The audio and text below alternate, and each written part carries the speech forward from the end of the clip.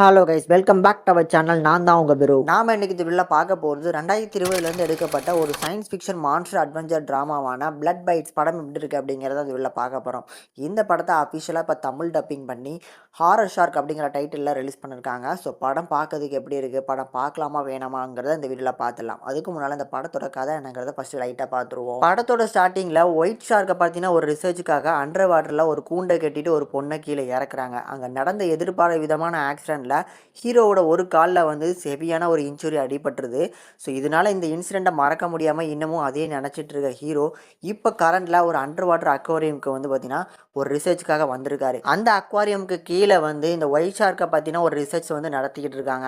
So அந்த white ஷார்க்கோட இனப்பெருக்கத்தை அதிகப்படுத்தணும், அது அழிஞ்சிக்கிட்டே வருது அப்படிங்கிறதுக்காக ஒரு பர்டிகுலரான ஒயிட் ஷார்க்கை வச்சு ரிசர்ச் பண்ணி 26 முறைக்கு மேலே வந்து ஒரு இன்ஜெக்ஷன் பண்ணியிருக்காங்க. அது எல்லாமே ஃபெயிலியர் ஆகிருக்கு. இப்போ கரண்டில் ஹீரோ வந்ததுக்கப்புறம் 27வது முறையாக ஒருக்க ட்ரை பண்ணும்போது அதோட ஷேப்பே வந்து ரெட் கலரில், அதாவது சிவப்பு வந்து ஷார்க்காக மாறிடுது.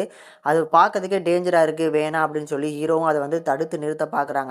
இதுக்கப்புறம் நடக்கிறாங்க சம்பவங்கள் என்னென்ன, அந்த பிளட் ஷார்க்காக மாறினது என்ன மாதிரி மாறி இருக்கு, இவங்க எல்லாரும் அந்த ஷார்க்கு கிட்டேருந்து எப்படி தப்பிக்க போகிறாங்க அப்படிங்கிற மாதிரி இந்த படத்தை எடுத்திருப்பாங்க. இந்த படம் பார்க்கறதுக்கு ஒரு ஆவரேஜான மான்ஸ்டர் அட்வென்ச்சர் படமாக தான் ரெடியாக இருக்குது. இப்போ கரண்டில் தமிழ் டப்பிங் பண்ணி ரிலீஸ் பண்ணியிருக்கனால படம் எப்படி இருக்குது அப்படிங்கிறத ஒருக்க ட்ரை பண்ணி பார்த்தேன். நீங்களும் இந்த படத்தை ட்ரை பண்ணலாம் அப்படின்னு நினச்சி உள்ளே போனீங்க அப்படின்னா ஒரு நல்ல என்டர்டெயின் கொடுக்குமான்னு கேட்டிங்கன்னா கண்டிப்பாக கிடையாது.